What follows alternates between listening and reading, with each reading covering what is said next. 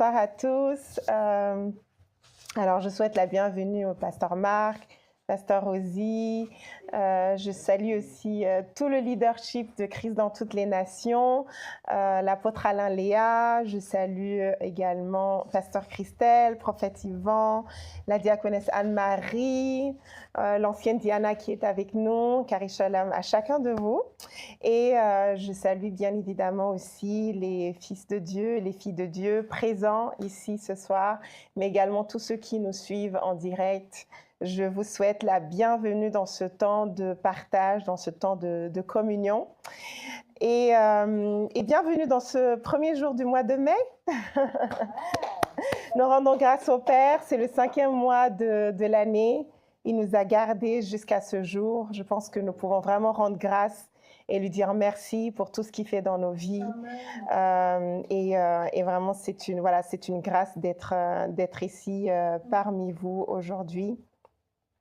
Alors, on va confier ce temps à notre Père. Alléluia, je nous invite à prier ensemble.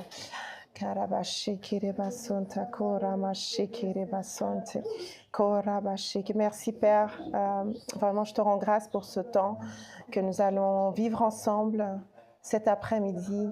Merci Père pour le message, pour ce thème. Alléluia. Merci Père parce que tu as déjà préparé le cœur de chacune des personnes présentes et même de celles qui nous suivent en direct ou plus tard en replay. Tu as déjà préparé leur cœur Père à recevoir, à juste recevoir de toi tout ce que tu veux déverser, tout ce que tu as déjà prévu de donner à chacun de tes enfants comme compréhension. Alors Père, nous te rendons grâce, nous te confions ce moment. Merci Saint-Esprit parce que tu nous guides.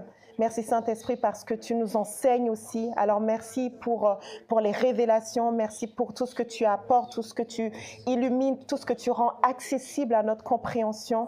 Alléluia. Merci Saint-Esprit. Et voilà, nous te rendons grâce pour ce temps que nous allons vivre ensemble. Au nom de Jésus, Amen, Amen, Amen. Je vous invite à vous asseoir. Alors, donc, comme je le disais, nous sommes le 1er mai et le dévotionnel du jour, de ce mois, en fait, tout simplement, le dévotionnel de ce mois va se porter sur le thème « Trouver sa voie », l'expression authentique, l'expression de notre authenticité, découvrir et exprimer son identité unique en Christ. Alléluia. Et le titre du dévotionnel de ce jour est créé unique et le psaume de référence est tiré justement du psaume 139, versets 13 à 14 que je vais lire. Car c'est toi qui as créé mon être profond, c'est toi qui m'as tissé dans le sein de ma mère.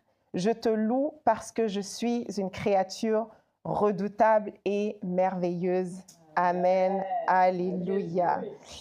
Alors, nous connaissons tous ce fameux verset du psalmiste, du roi David, qui s'exalte vraiment, qui est émerveillé devant l'œuvre du Seigneur, devant qui il est, qui Dieu a fait de lui, en fait. Et il s'émerveille justement de cela dans ce psaume. Donc, je vais lire le dévotionnel de ce jour avant de commencer. Nous commençons notre voyage d'expression unique en reconnaissant une vérité fondamentale. Dieu vous a intentionnellement créé unique. À l'instar d'un maître artiste qui ne réalise jamais 2 fois le même tableau, Dieu vous a donné une voix que personne d'autre ne peut reproduire à la perfection. L'expression « tricoter moi ensemble », alors c'est l'expression qui est tirée du verset mais en anglais. Donc l'expression « tricoter moi ensemble » suggère un travail artisanal minutieux. Chaque point de votre personnalité, de vos dons et de vos expériences a été placé à dessein par le dessein divin. Il ne s'agit pas de se comparer ou d'entrer en compétition avec les autres, mais de découvrir et d'exprimer le dessein divin qui vous est propre. Amen. Chaque relation entre deux personnes est absolument unique. C'est pourquoi vous ne pouvez pas aimer deux personnes de la même manière. C'est tout simplement impossible. Il en va de même pour votre voix, elle est faite pour être unique. Amen. Alors, je vais prendre mon texte, si je le trouve. Alors, excusez-moi, je vais retrouver mon texte. Je ne trouve plus. Alors, attendez, donnez-moi quelques secondes. Voilà, ouf. Alors, ce verset, il est juste merveilleux pour ce thème qui porte sur la création unique. Nous sommes uniques, nous ne nous ressemblons pas. Comme c'est écrit dans le dévotionnel, nous avons des voix qui sont uniques, qui ne peuvent pas être reproduites par d'autres personnes. Et j'ai aussi pensé à notre empreinte digitale. C'est juste incroyable. Nous sommes des milliards sur cette terre et chaque personne, chaque individu a une empreinte qui lui est propre, qui ne peut pas être reproduite. Si vous faites des bêtises quelque part en fin fond du monde, vous êtes sûr que si vous laissez votre empreinte digitale, on saura, si vous êtes dans les bases de données évidemment, mais ce sera votre empreinte et celle de personne d'autre que vous. Alors effectivement, le thème d'aujourd'hui porte sur notre unicité, notre authenticité. Nous avons vraiment été créés par notre Père, pas pour ressembler à quelqu'un d'autre, mais pour être vraiment unique. Et c'est important, je pense que nous sommes dans une, on va dire, une période où c'est important de rappeler cela. Parce que nous vivons dans un monde où il y a tellement de normes, de standards, des standards du monde. Et parfois, et bien souvent, je dirais plutôt, c'est difficile de se conformer à ces standards et de réciproquer en fait avec ces standards. Et le problème, c'est que lorsque nous le faisons, lorsque nous sommes dans cette pas une reproduction, mais lorsque nous prenons ces standards pour déterminer qui nous sommes, il y a de fortes chances de se tromper, en fait. Il y a de fortes chances de passer même à côté de notre vie. Parce que finalement, le fait de savoir qui nous sommes détermine, en fait, comment nous vivons notre vie, les choix que nous faisons, les décisions que nous prenons. Alors, c'est un thème qui est vraiment central. Je pense même que lorsque nous avons... C'est vraiment quelque chose qui arrive dès que nous avons la révélation de Jésus-Christ. Tout de suite, on a une prise de conscience sur qui nous sommes. Parce qu'on se rend compte finalement que notre essence, elle n'était pas là où on le pensait. Et je pense qu'il est intéressant aussi de rappeler que pendant très longtemps, on contemple nos parents comme étant nos parents biologiques, évidemment. Et donc, notre identité est vraiment déterminée, façonnée par rapport à qui sont nos parents dans notre enfance essentiellement. Et on se définit par rapport à nos parents, on se définit par rapport à la famille, on se définit par rapport aux valeurs qui sont partagées dans la famille, on se définit même par rapport à nos rangs sociaux. Il y a énormément d'éléments en fait qui nous permettent de déterminer, en fait, je suis telle personne. Je suis telle personne. Si vous allez voir, si vous parlez avec, je ne sais pas, le prince William, qui il est ne fait aucun doute. Je suis descendant de la famille royale de la Grande-Bretagne, etc. Et il y aura énormément d'éléments qu'il va pouvoir lister pour montrer qui il est. Mais c'est important de dire en fait que gloire à Dieu pour ses parents, pour sa lignée royale, mais ce n'est pas qui il est au fond. Évidemment, Dieu a choisi cette lignée pour le faire venir dans ce monde. Dieu a choisi mes parents pour me faire venir dans ce monde. Mais qui je suis, l'essence de qui je suis se trouve en Jésus-Christ. Alléluia. L'essence de qui nous sommes se trouve en Jésus-Christ. Et je pense que c'est un point de départ qui est très important pour qui que ce soit. c'est important de commencer à réfléchir à partir de ce point pour ne pas se tromper, en fait. Parce que dès qu'on se trompe de source, c'est plus difficile après d'expliquer, en fait, pourquoi nous ne sommes pas la somme de nos actions, pourquoi nous ne sommes pas la somme de nos réflexions, etc., etc. Lorsqu'on se resitue en Christ, on s'est dit, OK, il y a d'autres paramètres qui entrent en jeu. Il y a d'autres considérations qui vont me permettre de voir en quoi je suis totalement unique, en quoi je suis totalement authentique. Et surtout, ce n'est pas uniquement le fait d'être unique et authentique, c'est parce que non seulement Dieu t'a fait unique, mais c'est pour un but. Il ne t'a pas fait unique pour que tu te fondes dans la masse. Il t'a fait unique pour que tu montres cette unicité et que tu accomplisses un but, le but pour lequel il t'a fait venir sur cette terre. Et ça, c'est important. Et je pense que déjà, ces deux vérités, mon essence se trouve en Jésus-Christ. Et parce que mon essence est en Jésus-Christ, j'ai conscience que mon Père n'est pas forcément... Ah oui, mes parents biologiques sont là, mais au-delà de mes parents biologiques, il y a eu une volonté divine qui a fait que je suis sur cette terre. On se pose d'autres questions et on prend plus conscience que nous ne sommes pas, ce ne sont pas les choses externes qui déterminent justement ce but, mais qu'il y a une volonté divine qui surplante toute autre forme de vérité. Amen. Et cela nous emmène justement dans Genèse 1. C'est intéressant parce qu'en pensant justement à la création, l'homme, le fait que Dieu nous a créés, qu'il a créé autant quand on pense au siècle passé, déjà aujourd'hui nous sommes des milliards, mais imaginez toutes les personnes qui sont décédées avant, toutes les personnes qui sont créées. J'ai regardé un film des années 1500 quelque chose, je me suis dit, mais déjà à l'époque, il y avait du monde sur la Terre. Et tous étaient différents. C'est juste incroyable comment Dieu renouvelle, l'homme renouvelle les choses en fait, pour que l'histoire continue. Et donc, quand on part dans Genèse 1, qui dit au commencement, alors attendez, c'est bien Genèse 1. Voilà, au commencement, Dieu créa les cieux et la terre.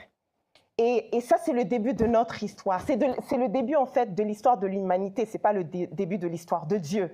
L'histoire de Dieu dépasse la périodicité de l'Ancien et du Nouveau Testament. Mais c'est notre qui commence avec ça. Au commencement, Dieu créa les cieux et la terre.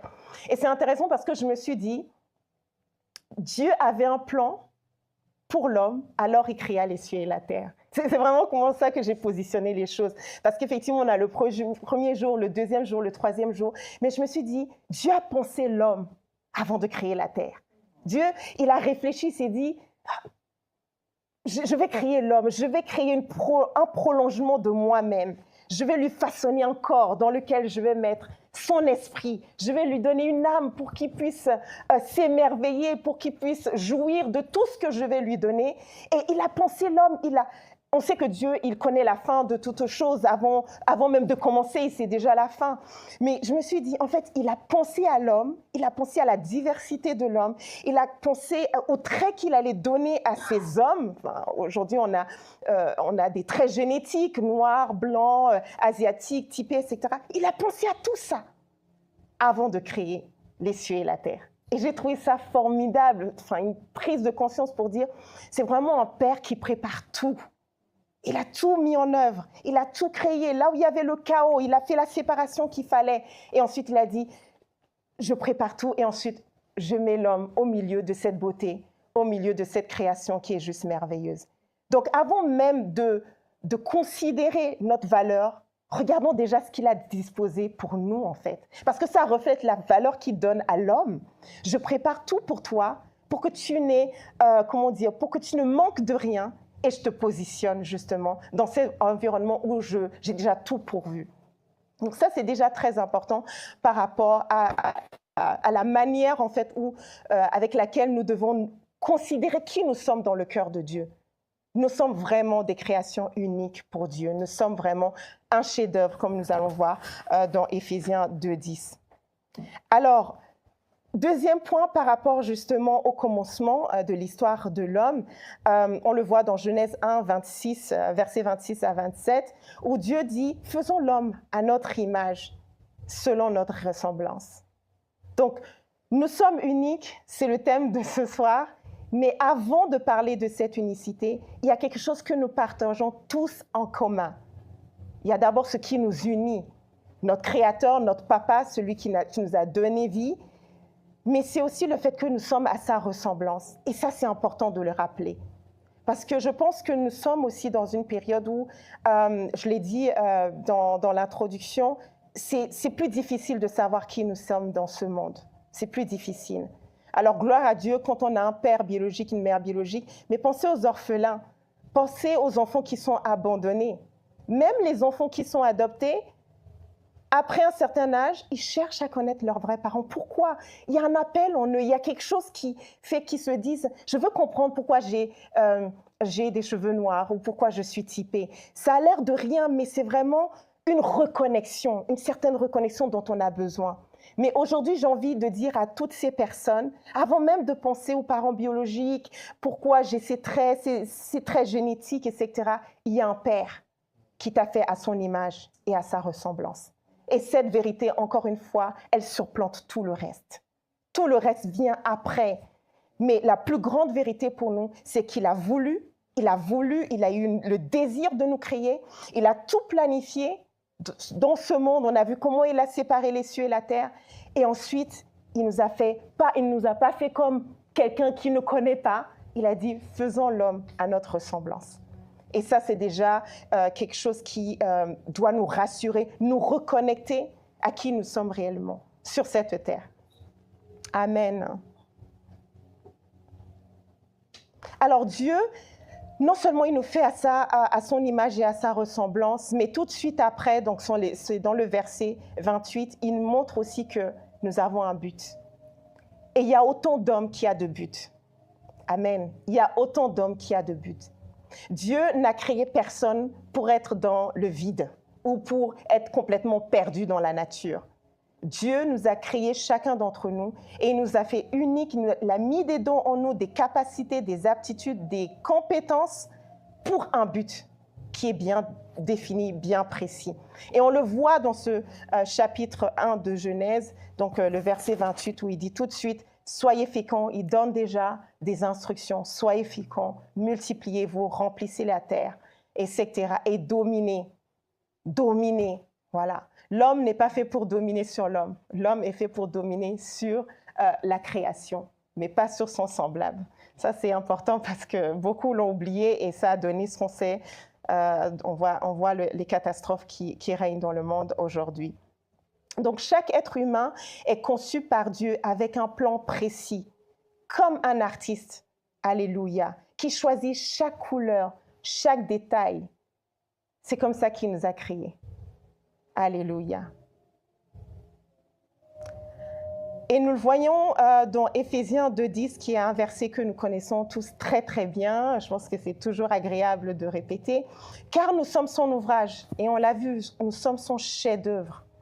Nous sommes son chef-d'œuvre, alléluia, et nous savons ce que c'est qu'un chef-d'œuvre. C'est quelque chose qui a de la valeur, qui est unique au monde, alléluia. Et c'est ce que nous sommes.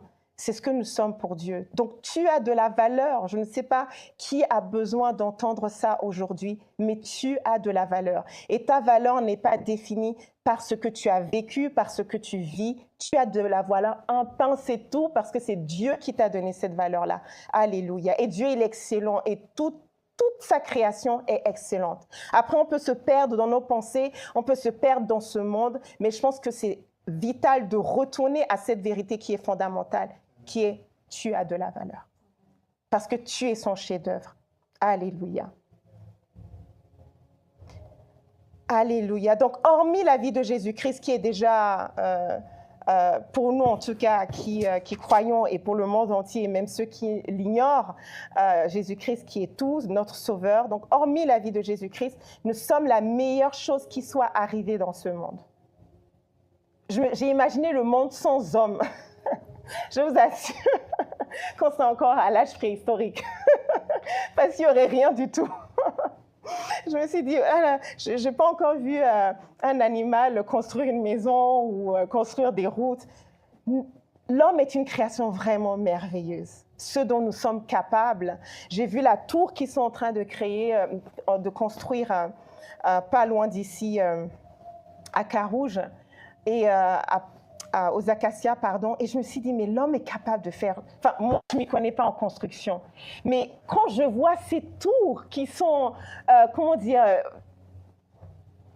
combien de mètres, je ne sais pas, mais tellement haut, 50, ouais. Et je me dis, mais c'est l'homme, regardez nos mains, ça mesure combien de centimètres, oh là là. Et je me dis, c'est l'homme qui a construit ces tours. Enfin, c'est juste incroyable, c'est juste merveilleux, en fait, les capacités que Dieu nous a données de pouvoir faire certaines choses qui parfois dépassent même l'entendement, en fait. Alléluia. Donc Dieu, vraiment, voilà, il est bon, il est merveilleux dans tout ce qu'il accomplit.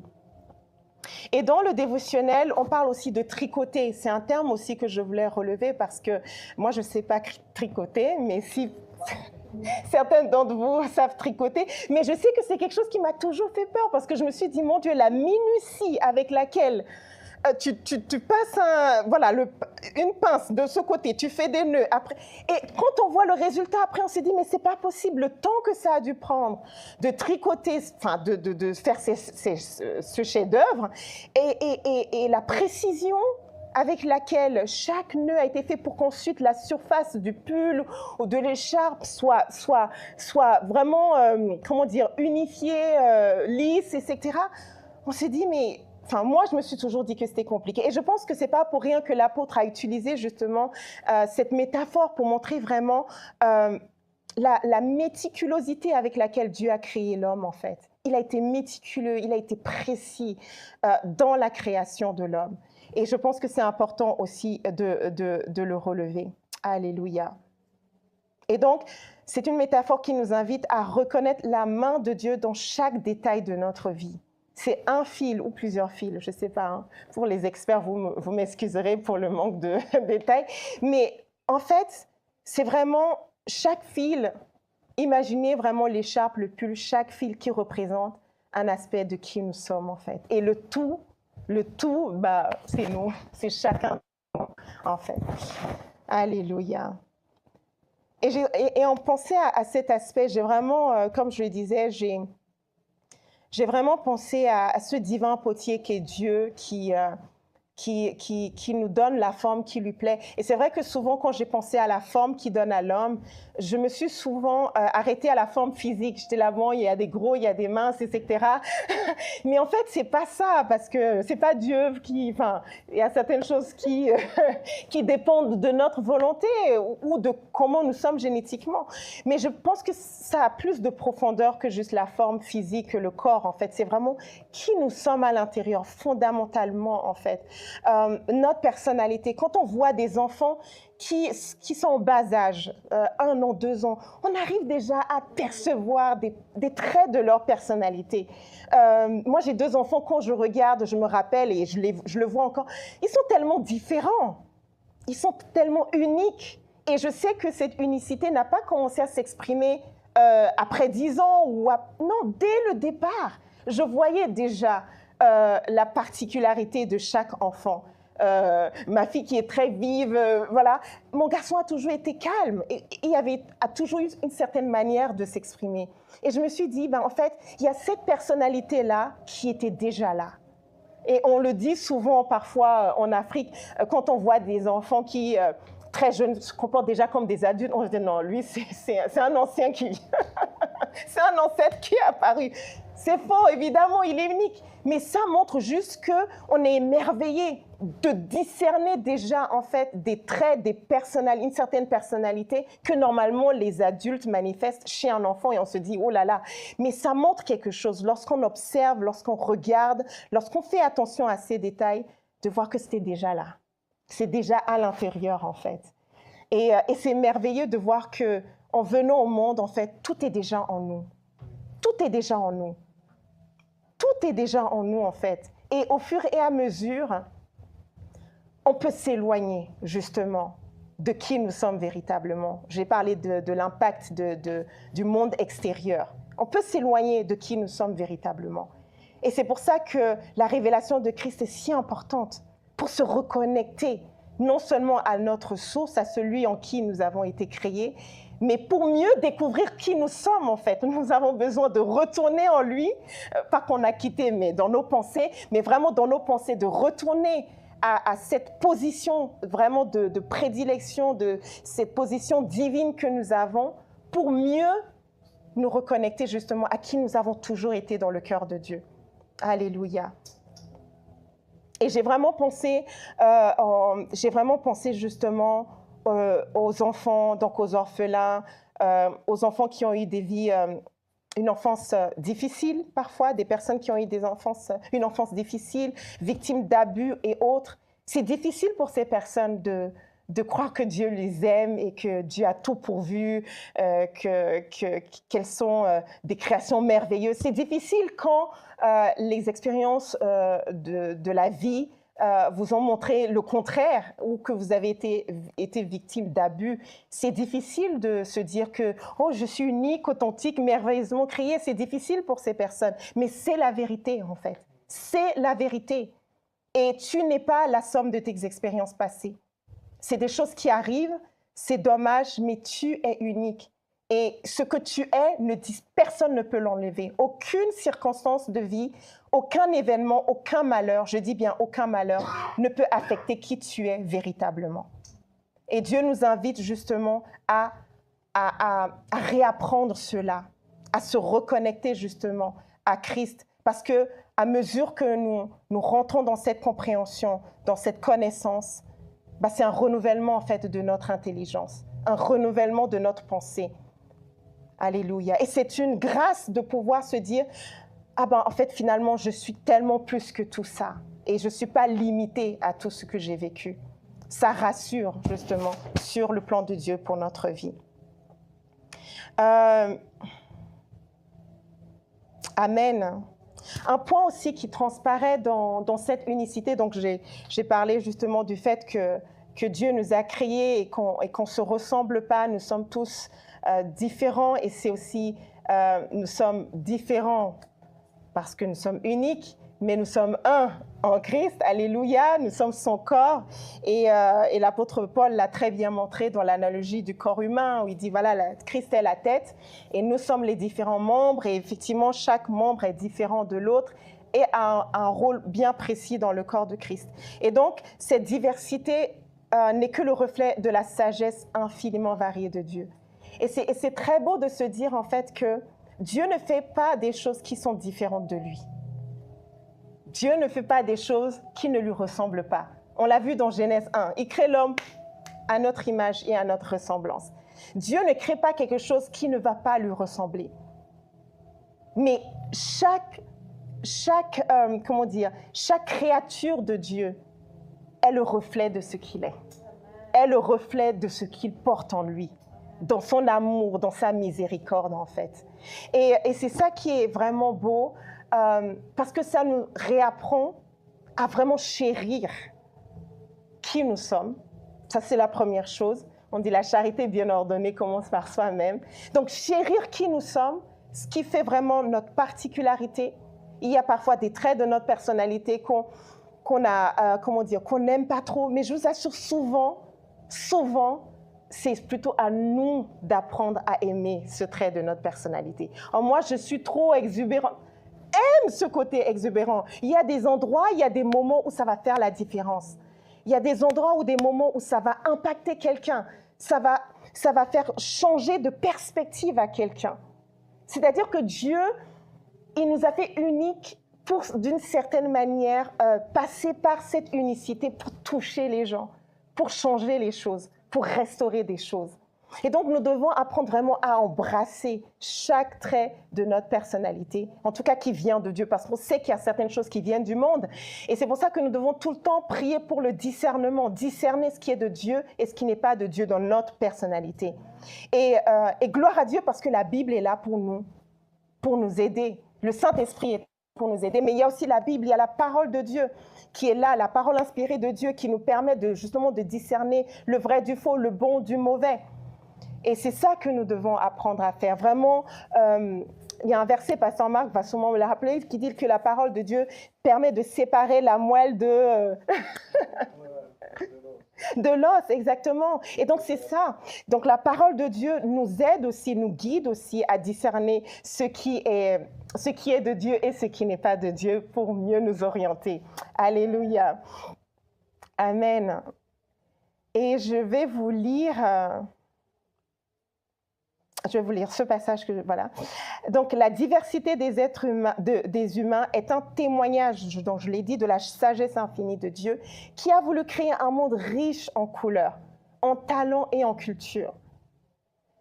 Nous, en tant qu'êtres humains, effectivement, en tant que citoyens du royaume, c'est la culture de Christ qui est notre repère, c'est avec la pensée de Christ que nous opérons, que nous décidons, etc. Mais d'une certaine manière, je pense que cela ne doit pas non plus nous rendre arrogants de la culture, je vais dire la culture. Parce que parfois, en tant que chrétien, quand on découvre notre identité, on rejette tout.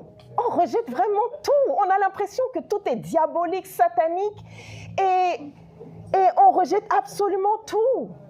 Mais je pense que ça fait partie de la volonté de Dieu aussi. En Chine, ça se passe différemment. Et qu'en Afrique, on ait d'autres manières de faire les choses. Je ne suis pas en train de dire qu'il faut rentrer dans des choses obscures, mais je nous invite juste à avoir la sagesse de Dieu. Dieu est immensément sage. Je pense que la sagesse de Dieu nous dépasserait en fait dans sa manière de regarder le monde et de voir tout ce qui se passe sur chaque continent. On serait un peu choqués de voir comment Dieu... je ne dis pas que je sais exactement ce qu'il pense, mais c'est vraiment... je pense qu'un Dieu qui crée des êtres humains si différents, si uniques, devait prévoir qu'on allait faire les choses aussi différemment. Je pense qu'il n'est pas choqué de voir que dans tel pays du monde, on danse comme ça et que dans un autre pays, on fasse ça, par exemple. Je pense qu'il se réjouit de cette diversité.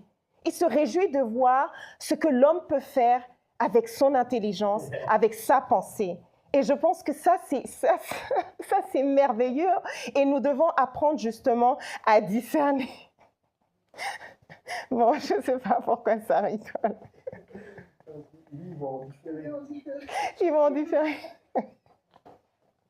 Ok, je continue. Donc, je pense vraiment que, en tout cas personnellement, ça m'a fait vraiment... je me suis réjouie en fait de cette diversité culturelle que nous pouvons trouver dans le monde. Et je pense que nous devons, d'une certaine manière, voir les choses, vraiment nous connecter à la volonté de Dieu d'avoir fait des êtres humains différents. Parce que s'il a fait, il devait prévoir qu'il y ait des manières de vivre et d'opérer qui soient totalement différentes. Alléluia. Alors, chaque personne, chacun d'entre nous, nous apportons notre contribution dans ce monde. Et tous ensemble, nous formons évidemment le corps de Christ. Et il attend de nous justement que nous opérions, que nous nous manifestons, que nous participions à sa vie de manière unique et authentique, que nous puissions exprimer cela. C'est sa volonté et c'est ce pourquoi il a fait des hommes qui sont différents les uns des autres. Alors, Romains 12, versets 4 à 8, que je vais lire. Donc, chacun de nous a dans un seul corps de nombreux organes, mais ces organes n'ont pas la même fonction. De même, alors que nous sommes nombreux, nous formons ensemble un seul corps par notre union avec le Christ. Et nous sommes tous et chacun, pour sa part, membres les uns des autres. Alléluia. Et Dieu nous a accordé par grâce des dons différents, etc. Je vais pas lire la suite. Donc, si vous vous rappelez, je disais que le fait de prendre conscience de cette unicité, non seulement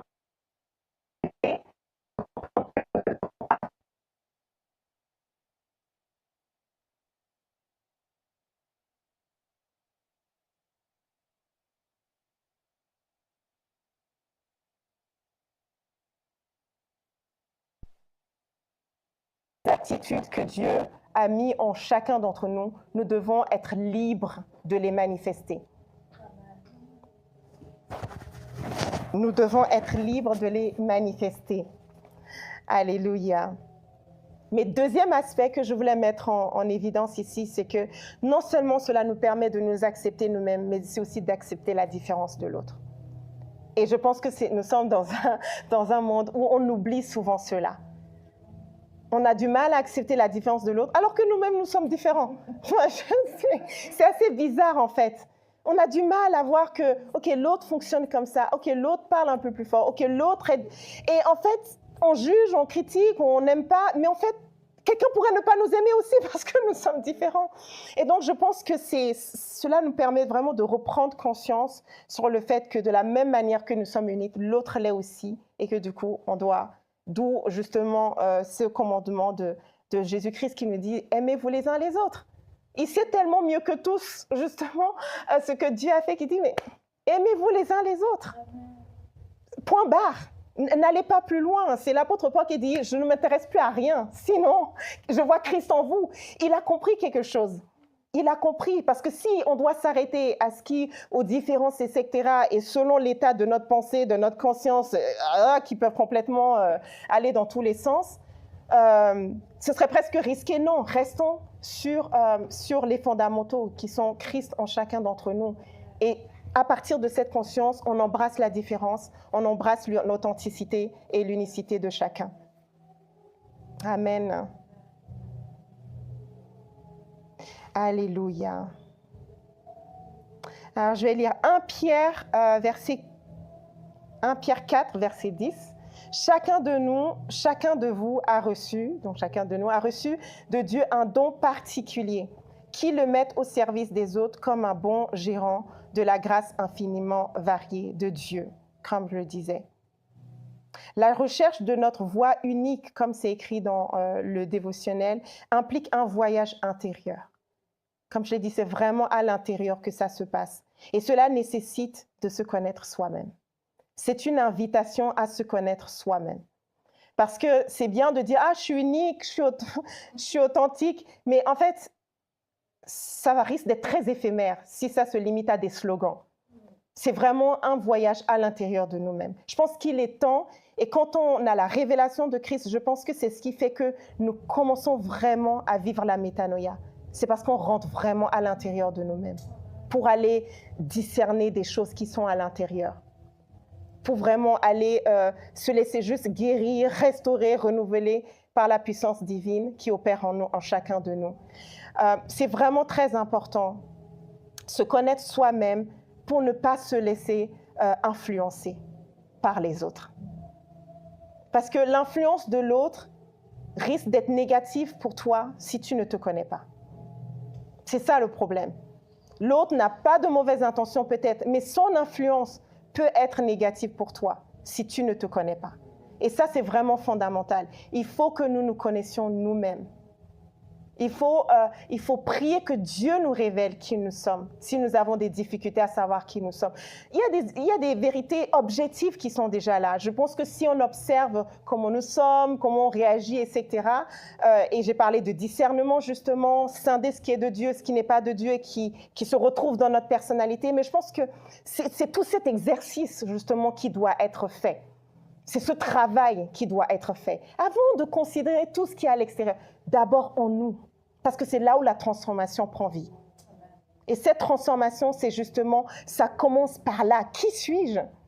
Qui suis-je réellement? Quels sont les talents, les dons que Dieu m'a donnés? Et c'est à partir de là, c'est ça la base, c'est à partir de là que je peux ensuite absorber autre chose.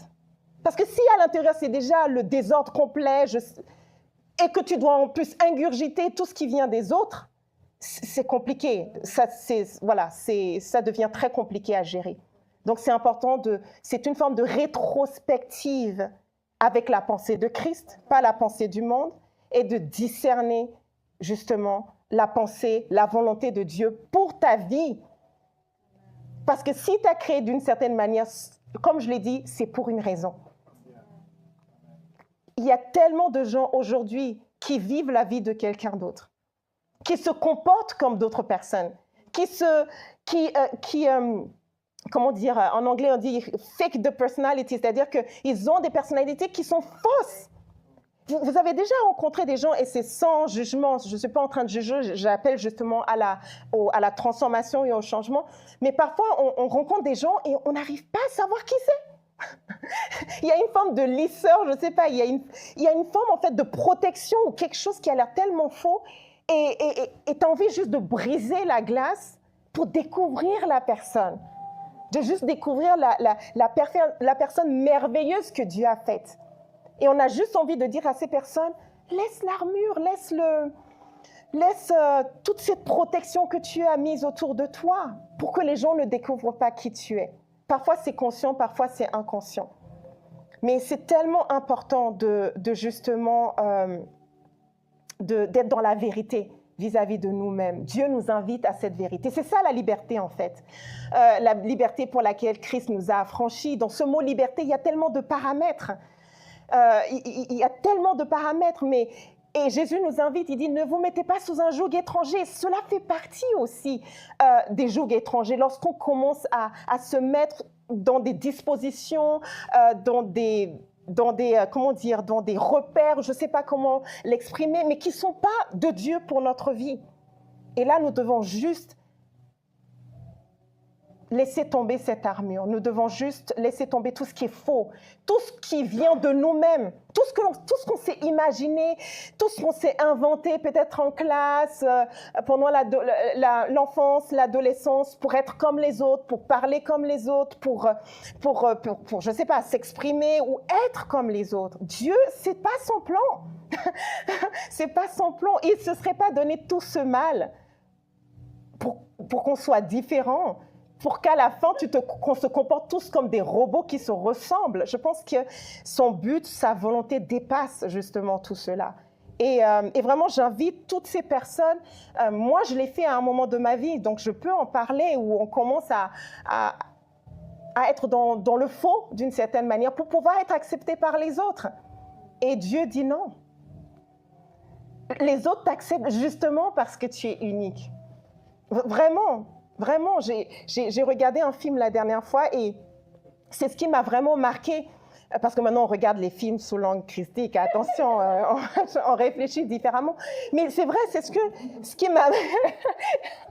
qui m'a marqué dans ce film, c'est que cette femme qui est tellement différente et qui à aucun moment cherché à ressembler à quelqu'un d'autre. Et on voit que le fait d'être différente, ça a poussé certaines personnes à reconsidérer tellement de philosophies qu'ils ont, de pensées qu'ils ont, parce que justement, tu vois la vérité en face de toi. Et je pense que chacun de nous sommes les vérités de Dieu. Amen. Nous sommes les vérités de Dieu. Et les gens, le monde attend de découvrir ces vérités-là. On dit fils révélé, mais fils révélé, c'est un fils qui se découvre et qui laisse le monde participer à qui il est, à ce qu'il a reçu de Dieu. Et c'est ce que 1 Pierre nous dit ici. Alléluia. Mettre au service des autres. À chaque fois que nous sommes dans la vérité, nous nous mettons au service de quelqu'un. Quelqu'un a besoin de voir cette vérité. Quelqu'un a besoin de sentir cette vérité pour se reconnecter à Christ. Parce que Christ est, je suis le chemin, la vérité et la vie. La source est là. On ne se déconnecte jamais de cette source. Et nous devons retourner justement dans cette vérité. Si tu n'es pas accepté par les gens, non, ce n'est pas un problème. Sois toi et laisse Dieu te transformer par la puissance de son esprit qui opère en toi. Il va te transformer, il va ajuster les aspects de ta personnalité ou de ta pensée qui ont besoin d'ajustement. Il va opérer cette transformation en toi. Il faut juste être dans la vérité et dans l'abandon total parce que celui qui t'a créé, il est celui qui te connaît le mieux. Alléluia. Il fera que du bon travail. C'est rassurant. Amen. Alléluia. Et je voulais aussi partager un autre verset avec vous. Jean 13, 34. Voilà, c'est ça. Je vous donne un commandement nouveau. Aimez-vous les uns les autres. Oui, comme je vous ai aimé, aimez-vous les uns les autres. C'est vraiment à ça que ça nous ramène, en fait, dans notre relation. Disons qu'il y a plusieurs types de relations que nous avons dans la vie chrétienne. Il y a notre relation unique avec Dieu Et vous imaginez Dieu, Père, Fils, Saint-Esprit, là, il se trouve en nous, effectivement, et nous en lui. Mais parfois, je me dis, ça doit être merveilleux pour lui d'avoir une relation unique avec chacun de ses enfants. Vous imaginez comment ça doit être merveilleux? Pour lui, je me suis imaginée comme dans un auditoire, je ne sais pas, où tu as le père qui est là et qui reçoit chacun de ses enfants pour passer un moment. Et en fait, aucun moment n'est similaire parce que chaque enfant est unique. Et lui, il est dans la joie de juste recevoir de son enfant quelque chose, en fait, cette communication particulière, unique, en fait. Et je me dis, mais sa joie doit être énorme. Sa joie doit être énorme parce que je suis parent, donc je peux facilement transposer cela sur mes enfants. Quand ma fille vient s'exprimer ou communiquer avec moi, ça ne ressemble pas à la communication que j'ai avec mon fils, mais j'apprécie les deux moments de la même façon parce qu'ils viennent communiquer comme ils sont. Et c'est avec les enfants qu'on le voit le mieux parce que l'enfant n'a pas de... Il n'y a pas de tricherie avec les enfants. Ils viennent comme ils sont et ils donnent ce qu'ils ont en fait, qui ils sont. Et ça, je pense que c'est pour ça justement, je pense que Christ nous invitait à être comme des enfants, à être comme des enfants. L'enfant, il est tel qu'il est, il dit ce qu'il pense et c'est ce que nous devons, c'est l'état d'esprit que nous devons avoir, malgré les challenges de la vie, malgré le passé, malgré tout, redevenir comme des enfants dans notre relation avec notre Père. Et vraiment oser tout lui dire, tout lui montrer. De toute manière, il voit déjà tout, donc on n'a rien à cacher. Donc autant être dans la vérité. Autant être dans la vérité. Amen. Donc je disais, il y a plusieurs types de relations. Donc, il y a la relation avec notre Père, il y a la relation avec nous-mêmes, comme je l'ai expliqué, la découverte personnelle, etc. Et il y a la relation avec les autres. Et le tout forme un tout, en fait. Le tout forme un tout, parce que nous sommes un seul corps. Donc à la fin, tout est lié, comme on le dit. Tout est lié à la fin.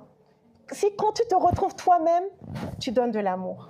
Quand tu te retrouves toi-même, tu te rends compte de la grâce de Dieu qui t'a pardonné tes péchés, la grâce de Dieu qui t'a accepté tel que tu es, malgré tes erreurs, etc. Tu ne peux que donner de l'amour à celui qui est même dans l'erreur. Tu ne peux que donner de l'amour à même celui qu'on appelle ennemi. Tu ne peux que donner de l'amour parce que tu te rends compte de la grâce de Dieu vis-à-vis de toi-même. Et là, tu redeviens humble. Tu redeviens totalement humble parce que tu prends conscience que les challenges que tu vis en toi, c'est le même challenge que les autres vivent aussi. Nous ne vivons pas des challenges différents. Ce sont exactement les mêmes challenges que nous vivons. Les mêmes challenges. Donc, cela nous apprend aussi justement à vraiment être capable de participer dans l'amour en fait du Père. Juste participer dans l'amour du Père qui nous aime sans condition et qui ne fait pas de différence entre nous, quels que soient nos actes. Il ne fait pas de différence entre nous, quels que soient nos actes. Alléluia. Pardon, donc dans Jean 13, verset 34, Jésus nous exhorte à nous aimer les uns les autres comme il nous a aimés. Cet amour authentique se nourrit de la reconnaissance de l'unicité de l'autre et nous pousse à traiter chaque personne avec respect et valeur. Amen. Amen. Alléluia. Donc, j'ai terminé pour aujourd'hui. Mais quelques réflexions avec lesquelles je peux vous laisser, qui sont aussi dans le dévotionnel pour ceux qui l'ont. Quels sont les aspects de votre singularité que vous avez essayé de cacher ou de changer? Comment le fait d'embrasser votre conception divine pourrait-il libérer votre voix authentique? Et la pratique, c'est noter 3 choses qui vous rendent unique et remercier Dieu pour chacune d'entre elles. Amen. On va prier ensemble. Alors, vous pouvez répéter après moi. Dieu créateur, merci de m'avoir créé unique. Aide-moi à découvrir et à embrasser la voix que tu m'as donnée. Permets-moi d'exprimer avec authenticité ce que tu as créé pour moi. Amen, alléluia. Alors, merci de nous avoir suivis. Aujourd'hui, jeudi. Donc, pour ceux qui nous suivent sur Telegram, rapidement, quelques annonces. Donc, demain matin, 6h30, ainsi que samedi matin, nous avons l'enseignement sur Telegram à partir de 6h30 heure d'Europe. Et puis, dans les autres pays, il faudra convertir pour voir les différences, les décalages horaires. Et nous nous retrouverons ici dimanche prochain, dès 12h15. C'est Pasteur Marc qui va enseigner, qui va partager et nous exhorter, toujours sur ce thème, ce nouveau thème que j'ai commencé ce soir. Donc voilà, je vous dis à dimanche prochain. Ciao. Amen.